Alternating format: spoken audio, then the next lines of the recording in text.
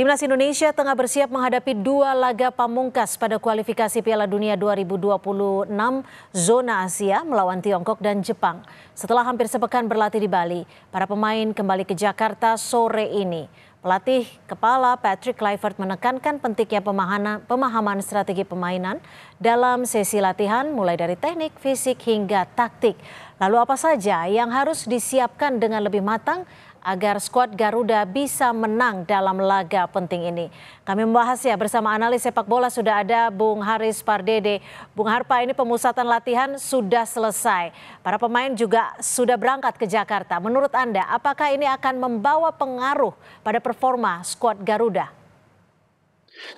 Ya, total kurang lebih 6 hari ya, dari tanggal 26 Mei sampai dengan kemarin lah sebenarnya ya, karena hari ini skuad Garuda itu hanya tinggal terbang ke Jakarta dan saat ini kita berbicara mungkin mereka sedang ada di udara.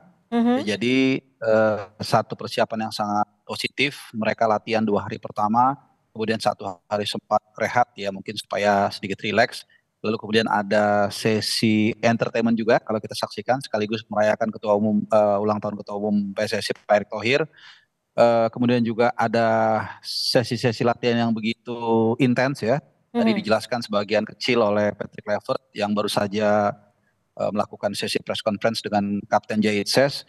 Jadi saya pikir persiapannya sudah sangat positif. Ya jangan nggak terlalu lama juga, tapi juga nggak sebentar seperti waktu kita menjelang menghadapi Australia dan Bahrain. Ya jadi kita mudah-mudahan berharap mereka akan menuju final preparation 1-2 hari ini. Mungkin hari ini mereka sampai istirahat lalu kemudian latihan 1-2 kali dan official training tanggal 4 dan main tanggal 5. Tapi kalau pemusatan latihan di Bali ini, Anda menyebutnya cukup maksimal tidak untuk melawan Tiongkok? Karena kita tahu juga tim Tiongkok ini bisa dikatakan tidak boleh dipandang sebelah mata. Ya, saya sangat suka tadi apa yang dikatakan Mbak Cynthia terakhir bahwa kita tetap harus mawas diri, harus humble juga, harus down to earth ya. Kita masih ingat flashback ke laga menghadapi China di Qingdao di bulan apa itu ya, September atau Oktober saya lupa ya, Oktober kalau nggak salah. Kita sudah menggebu-gebu lalu merasa kita di atas angin. Setelah 3 pertandingan kita mendapatkan 3 poin ya, seri 3 kali, tapi kemudian kita kena hajar 2-1.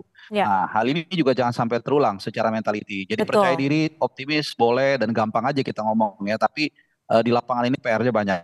Cuman satu PR yang sudah dilakukan dengan baik adalah TC, ini sudah berlangsung dengan maksimal. Tinggal nanti mungkin menggodok bagaimana mencari 2 atau 3 pemain yang mungkin tidak akan bisa tampil saat menghadapi China. Ini ada 5 nama yang kabarnya dicoret. Ada PS Marcelino, Eliano, dan juga Sandy Walsh. Seberapa besar sih dampak ketidakhadiran mereka dalam laga melawan Tiongkok 5 Juni nanti? Ya, sebelumnya kalau bisa saya koreksi sedikit, bukan semua dicoret ya. Kalau Marcelino karena memang dia tidak bisa tampil karena akumulasi kartu kuning dengan Martin Paes. Sementara Sandy Walsh memang karena dia cedera, demikian juga Ragnar juga cedera ya. Jadi untuk Walsh saya pikir kita hanya bertumpu di satu pemain yang paling mumpuni yaitu Kevin Dix. Dan pagi tadi yang bersangkutan sudah tiba di tanah air dan dia juga baru menjalani, memang baru pulih dari cedera, tapi dia sudah ya in time lah, lumayan in time, main 2 kali di membela klubnya di mana FC Copenhagen sekaligus farewell. Di bawah Mister Gawang juga kita cukup tenang. Di Emil Audero saya pikir satu Indonesia sepakat dia adalah pengganti yang pas dan ini adalah ajang pembuktian dia ya untuk memberikan yang terbaik bagi Indonesia. Dan Jayitses juga tadi sudah menjawab di konferensi pers yang mungkin baru berlangsung 2 jam yang lalu bahwa dia dengan Emil gak ada masalah, dia paham dan bahkan dalam TC ini itulah gunanya TC, dia sudah mengenal cukup baik dan bahkan sebelum TC pun dia sudah berhubungan dan sama-sama main di Italia juga walaupun saat itu Emil Audero main di Serie B ya, tapi mereka tahu lah environment-nya. Mungkin sekali lagi ini yang sering saya katakan dalam beberapa kesempatan, yang menjadi PR yang paling mungkin bikin pusing tim kepelatihan adalah mencari pengganti Ragnar dan juga Marcelino Ferdinand. Kenapa? Karena Marcelino Ferdinand terlibat dalam 3 dari 4 gol terakhir. 2 gol diciptakan ke gawang Saudi, kemudian asis terakhir ke gawang Bahrain yang diciptakan oleh juga asis dari Marcelino Ferdinand. Lalu siapa dong yang paling mumpuni untuk mengganti Ragnar dan juga Marcelino ini menurut Anda? Saya pikir ini yang paling menimbulkan perdebatan perdebatan diskusi yang sangat panjang ya, bukan hanya di tim kepelatihan, saya yakin di fans Indonesia juga sangat bermacam-macam. Bahkan kemarin saya juga diundang ke Kompas TV dan di situ teman-teman redaksi menyajikan satu polling, itu jawabannya macam-macam, Iya, iya. Cynthia. Jadi ini menunjukkan bahwa saya pikir keputusan nanti itu akan sangat ditentukan pada official training tanggal 4 Juni. Ya, Oke. karena sekali lagi saya selalu mengatakan ada 20-30% yang kita nggak tahu apa di ruang ganti, dan pelatih yang lebih tahu. Mungkin dari sisi fisik kita bisa lihat, oh Lili Pali cocok ganti Ragnar, oh Marceng cocok diganti sama Iya. Egy. Tapi di ruang ganti heart to heart ini pelatih yang lebih tahu dan dia Oke. lebih bisa menilai, oh yang siap si A, si B atau si C.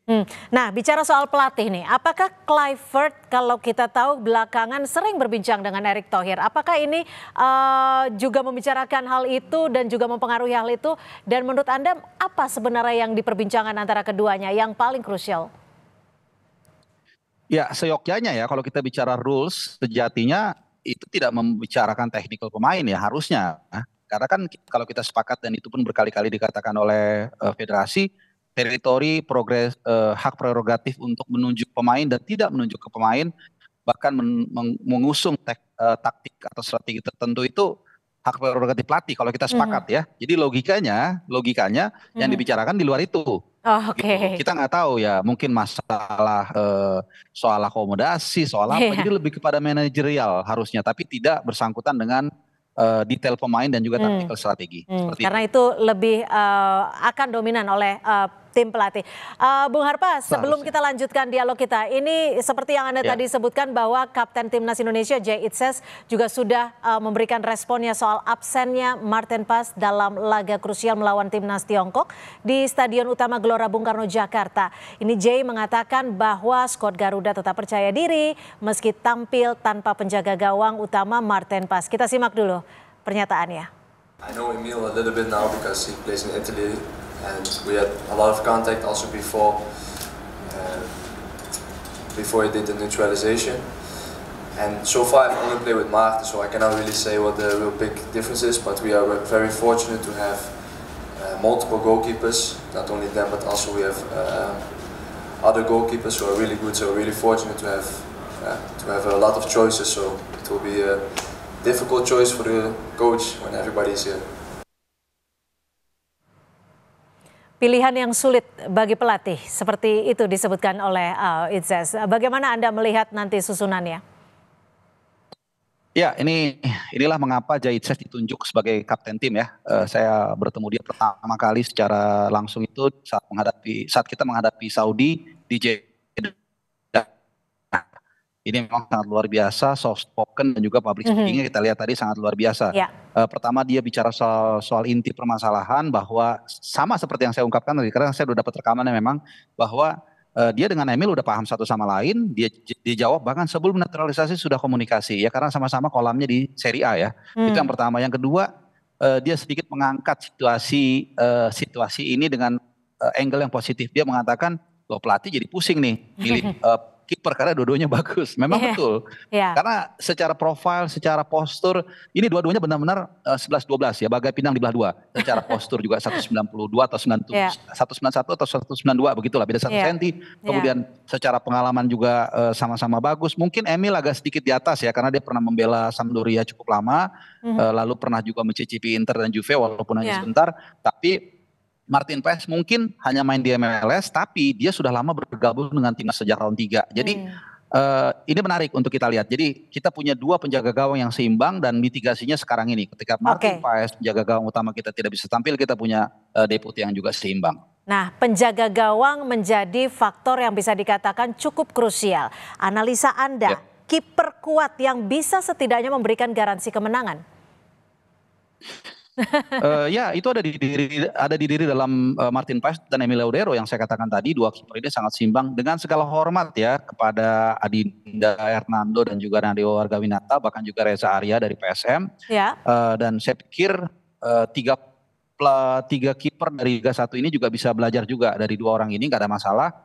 Tapi for the time being saya pikir Emil yang paling pas dan paling pantas untuk mengisi skuad Garuda.